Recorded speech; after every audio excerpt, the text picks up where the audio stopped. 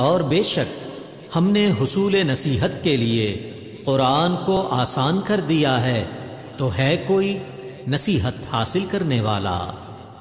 अऊज़ु बिल्लाहि मिनश शैतानिर रजीम। बिस्मिल्लाहिर रहमानिर रहीम।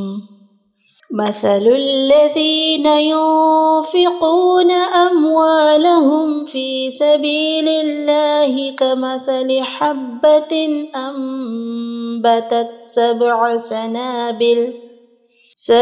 सनाबिल फ़ी कुल्लि सुंबुलतिन मिअतु हब्बह वल्लाहु युद्आइफ़ु लिमन यशा वल्लाहु वासिउन अलीम। الذين ينفقون أموالهم في سبيل الله ثم لا يتبعون ما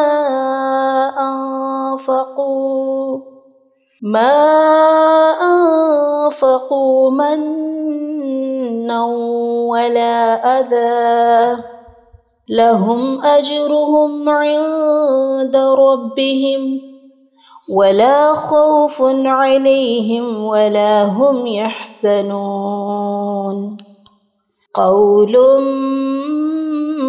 معروف ومغفرة خير من صدقة يتبعها أذى والله غني حليم. يا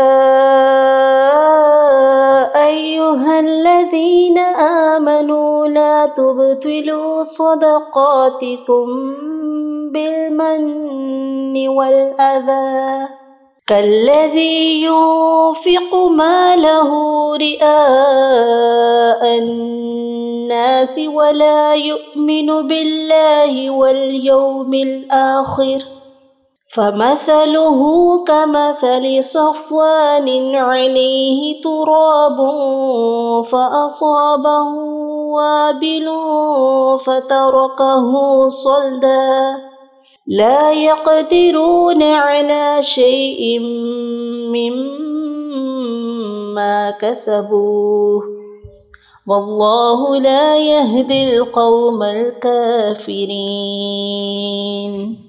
ومثل الذين ينفقون أموالهم ابتغاء مرضات الله وتثبيتا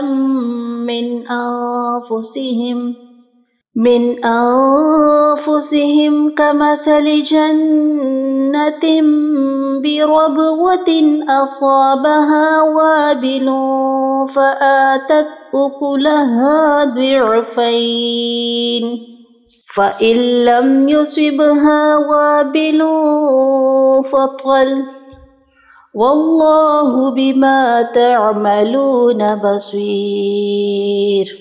أيود أحدكم أن تكون له جنة من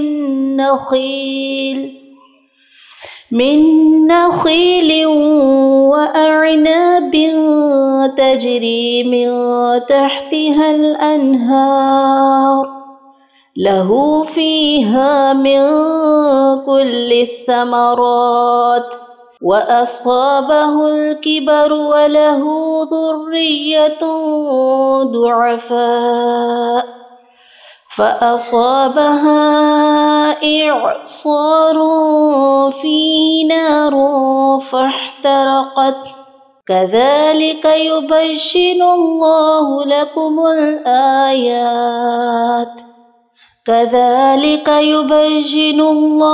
لكم الآيات لعلكم تتفكرون. صدق الله العظيم.